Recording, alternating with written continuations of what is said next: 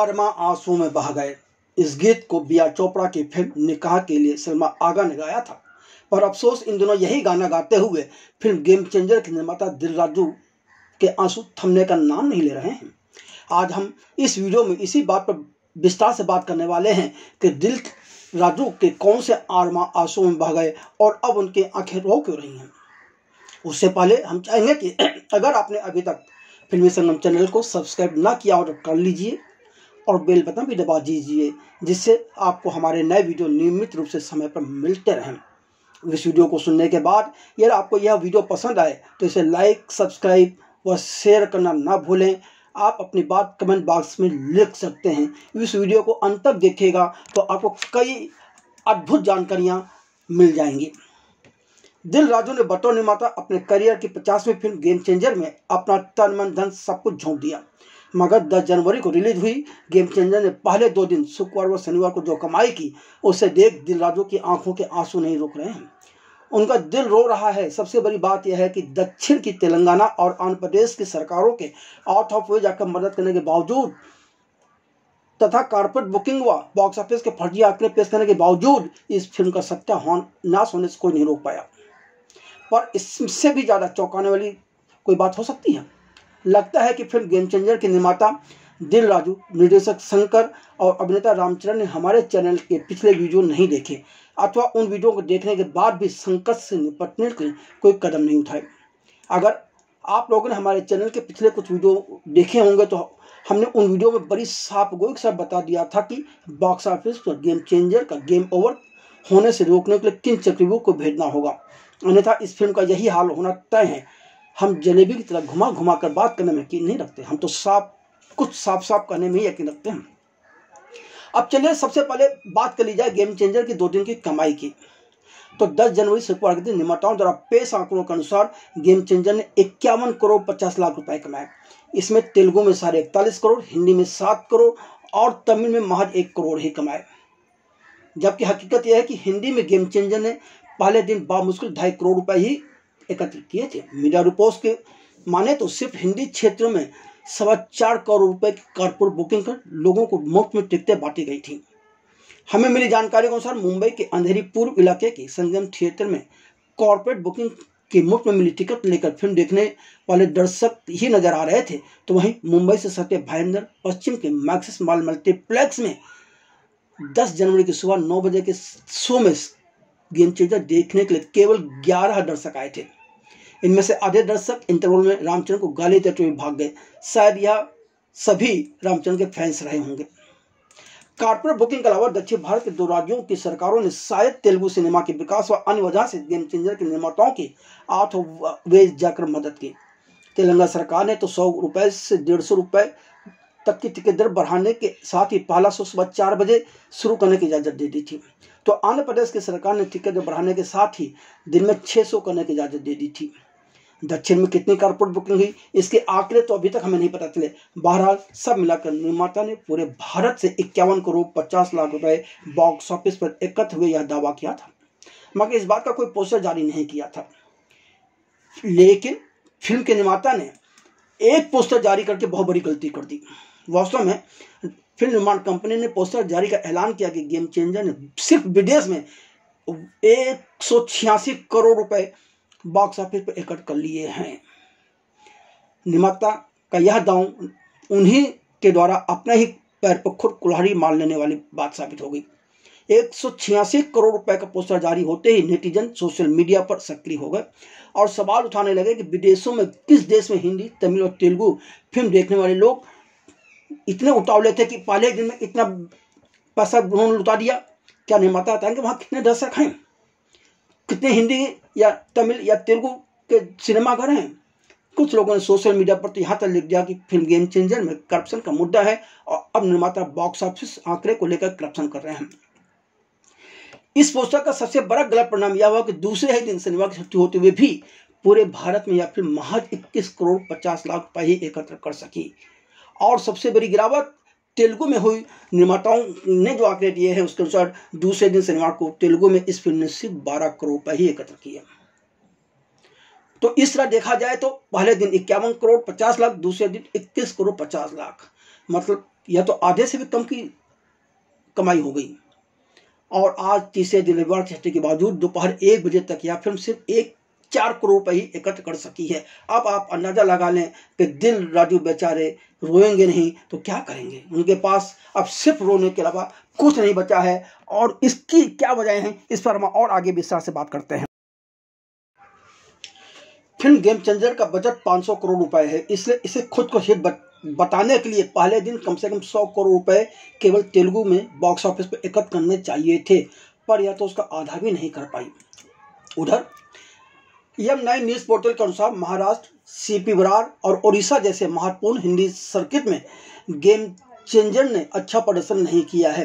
किसी भी दक्षिण भारतीय फिल्मों के लिए इन बाजारों में अच्छा कारोबार करने की बहुत ज़्यादा जरूरत होती है, लेकिन यहाँ पर गेम चेंजर बुरी तरह से मात खा गई। उधर हिंदी भाषी क्षेत्रों के तेज पंडित कह रहे हैं कि 2 दिन के हिंदी क्षेत्रों में बॉक्स ऑफिस कलेक्शन में करीबन 6 करोड़ रुपए तो स्वयं निर्माताओं द्वारा खरीदे गए टिकटों से आए हुए हो सकते हैं। हिंदी में सफलता के लिए इसे करीबन नेट 55 करोड़ रुपए एकत्र करना चाहिए था। हालांकि वास्तविक रूप से निर्माताओं द्वारा संग्रह बढ़ाने के लिए की गई लागत को देखते हुए 65 से 70 करोड़ रुपए की आवश्यकता है। अब आरोप यह भी लगाया जा रहा है कि गेम चेंजर के बॉक्स ऑफिस कलेक्शन को उजागर करने में हिंदी मीडिया क्रूरता दिखा रहा है। हमें M9 न्यूज पोर्टल पर छपी इस खबर पर हंसी आती है, आरोपों पर भी हंसी आती है। या तो वही बात हुई कि खिसियानी बिल्ली खंभा नोचे, या यूं कहे कि नाच नावे आंगन टेढ़ा। हम तो यहाँ पर एक सवाल सीधा सा पूछ रहे हैं कि तेलुगु में दूसरे दिन बॉक्स ऑफिस कलेक्शन आधे से ज़्यादा क्यों गिर गया। वहाँ तो कोई हिंदी मीडिया का योगदान नहीं रहा। दूसरी बात, यदि हिंदी मीडिया निर्माताओं की सच्चाई को सामने ला रहा है तो दूसरों को तकलीफ क्यों हो रही है। चलिए हम आगे और बढ़ते हैं। फिल्म गेम चेंजर के निर्माता दिल राजू ने अपने करियर की 50वीं फिल्म गेम चेंजर को लेकर बड़े बड़े सपने देख रखे थे। इसे उनके बहुत बड़े अरमान थे। इसी वजह से उन्होंने इस फिल्म के निर्माण पर 500 करोड़ रुपए खर्च कर डाले। केवल 5 गानों के फिल्मांकन पर ही 75 करोड़ रुपए खर्च कर डाले, मगर वह इसके संगीत व गीतों के शब्दों पर ध्यान नहीं दे पाए। फिल्म में इन गानों को देखते हुए विजुअल बहुत अच्छे लग रहे हैं, मगर संगीत व गीत के शब्द सुनने लायक नहीं हैं। इसके अलावा दिल राजू ने तमिल सिनेमा में महारथी माने जाने वाले निर्देशक यश शंकर को अपनी इस 50वीं फिल्म के निर्देशन की जिम्मेदारी सौंपी। निर्देशक यश शंकर के करियर की गेम चेंजर पहली तेलुगु फिल्म है। इस वजह से दिल राजू ने इस फिल्म को तेलुगु में बनाने के बावजूद तमिल में डब करके रिलीज किया, लेकिन पहले दिन 10 जनवरी को इस फिल्म ने तमिल भाषा में केवल 1 करोड़ रुपए ही एकत्र किए। अब इसके दोषी कौन है। अब लोग हमें बता रहे हैं कि तमिल में इस यश शंकर के साथ कोई भी कलाकार काम नहीं करना चाहता, वह बुरी तरह से असफल हो चुके हैं। वो अपनी हर फिल्म में वही राजनीति, वही भ्रष्टाचार की बात करते हैं। उनकी कहानी में कुछ भी नयापन नहीं होता। इसी वजह से यश शंकर की तमिल फिल्म इंडियन 2 ने भी बॉक्स ऑफिस पर पानी तक नहीं मांगा था, जबकि इस फिल्म में कमल हसन जैसा कलाकार है। फिल्म इंडियन नायक और इंडियन 2 तथा गेम चेंजर की कहानी में कोई ज़्यादा अंतर नहीं है। गेम चेंजर में चुनाव आयोग को घसीटने के अलावा कुछ भी नयापन नहीं है। ऊपर से फिल्म के प्रमोशन से भी निर्देशक ने दूरी बनाकर रखी। जब इस फिल्म के प्रमोशन के निर्माता दिल राजू, अभिनेता रामचरण और अभिनेता यश जयसूर्या मुंबई पहुंचे, तब मीडिया के सामने रामचरण बहुत उखरे हुए नजर आए थे। ऊपर से फिल्म का नायिका कियारा आडवाणी प्रमोशन के लिए दूर रही। मुंबई में मीडिया के सामने रामचरण ने कबूल किया था कि निर्देशक यश शंकर के साथ काम करने का उनका बहुत बड़ा सपना गेम चेंजर से पूरा हुआ, जबकि यह सौभाग्य उनके पिता चिरंजीवी को भी नहीं मिला। मगर अब रामचरण भी रो रहे हैं, क्योंकि उन्होंने इस तरह करियर बर्बाद करने देने वाला सपना तो कम से कम नहीं देखा होगा। अपनी 50वीं फिल्म गेम चेंजर को तेलुगु और तमिल के साथ पैन इंडिया रिलीज करने के मकसद से, हिंदी में डब कर रिलीज करने के मकसद से फिल्म के हीरो के तौर पर रामचरण को लेने के पीछे दिल राजू की बहुत बड़ी अच्छी सोच थी, पर आज उन्हें वह सोच गलत नजर आ रही है। माना कि यश राजामौली निर्देशित फिल्म बाहुबली और RR ने हिंदी में भी जबरदस्त कमाई की थी। RR में काम कर खुद को ग्लोबल स्टार लिखवाने वाले रामचरण खुद को पैन इंडिया स्टार मान बैठे थे, पर अब वह मुंह के बल गिर गए हैं। वैसे भी राजामौली के निर्देशन में अभिनय करने के बाद अजय देवगन, जूनियर NT रामाराव, प्रभास सहित किसी भी कलाकार का कैरियर आगे नहीं बढ़ पाया। RR के बाद जूनियर NTR की डबल रोल वाली फिल्म देवरा की बड़ी दुर्गति हुई। तो वहीं अब रामचरण की दोहरी भूमिका वाली फिल्म गेम चेंजर की भी दुर्दशा हो रही है। तो अब ऐसे हालात में अभी भी रामचरण खुद को ग्लोबल या पैन इंडिया स्टार कहलाना पसंद करेंगे?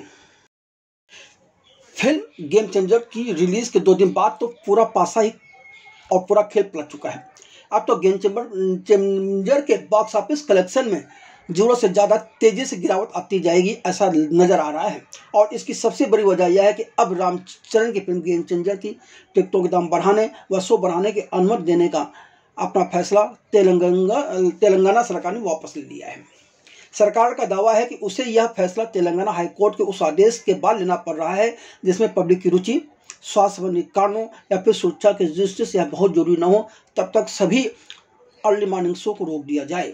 तेलंगाना सरकार ने 16 जनवरी से फिल्म की टिकटों के दाम कम करने का भी निर्देश दे दिया है। इससे पहले तेलंगाना सरकार ने 11 जनवरी से 19 जनवरी तक दिन में 6 शो करने की अनुमति देने के साथ हर टिकट पर सिंगल थिएटर के लिए 100 रुपये और मल्टीप्लेक्स के 150 रुपये बढ़ाने की इजाज़त दी थी। लेकिन हाईकोर्ट ने 10 जनवरी की सुबह के शोज नहीं चलाने का आदेश देने के साथ साथ टिकटों की बढ़ी कीमतों पर समीक्षा करने के लिए कहा था। उस समीक्षा को करने के बाद राज्य सरकार ने यह कदम उठाया है जो कि हर हाल में गेम चेंजर के लिए खतरा हो गया है। अब हर हाल में इस सरकारी आदेश के बाद गेम चेंजर की बॉक्स ऑफिस का जो आंकड़ा है वो गिरना ही है, बढ़ना नहीं है। एसएस राजामौली की फिल्म आरआर के बाद यह फिल्म गेम चेंजर रामचरण की पहली फिल्म है जिसका उनके फैंस को भी बड़ी बेसब्री से इंतजार था और रामचरण को भी इंतजार था, क्योंकि रामचरण ने आरआर के बाद किसी दूसरी अन्य फिल्म में अभिनय नहीं किया था। उन्होंने अपनी सारी क्षमता गेम चेंजर में ही झोंक दी, पर लेखक और निर्देशक व के साथ साथ फिल्म के प्यार ने इस फिल्म को दोबारा में कोई कसर बाकी नहीं रखी। हमें तो फिल्म के निर्माता दिलराजू पर से सहानुभूति है, तो वहीं रामचरण की भी अपनी गलतियां हैं। क्या उन्होंने निर्देशक या शंकर की फिल्म नायक नहीं देखी थी? क्या उन्हें एहसास नहीं हुआ कि गेम चेंजर में 60% काम वह भी कर रहे हैं जो कि नायक में अनिल कपूर ने किया था? गेम चेंजर के 12 जनवरी से तो मुसीबतें और अधिक बढ़ गई हैं, क्योंकि 12 जनवरी को तेलुगु फिल्म डाकू महाराज रिलीज हो गई है और 14 जनवरी को संक्रांति वास्तुनाम भी सिनेमाघरों में रिलीज होगी। 14 जनवरी को ही विष्णुवर्धन निर्देशित रोमांटिक थ्रिलर फिल्म निस्सिपैया रिलीज होगी, जिसमें अथर्व मुरली के भाई आकाश मुरली एक्टिंग करते हुए नजर आएंगे। 14 जनवरी को जायम रवि और नेशनल अवार्ड विनर एक्ट्रेस नित्या मेनन की रोमांटिक कॉमेडी काथालिका नेरा मिलाई भी रिलीज होगी। ऐसे में गेम चेंजर का क्या होगा? क्या यह मान लिया जाए कि रामचरण हिंदी में तो छोड़िए अपनी तेलुगु की जमीन भी गंवा बैठे हैं? कुल मिलाकर फिल्म गेम चेंजर को इससे जुड़े लोग खुद ही डुबा रहे थे, पर अब सरकार का जो नया फैसला आया है उसके चलते देखना होगा कि गेम चेंजर का गेम कितनी जल्दी ओवर होता है।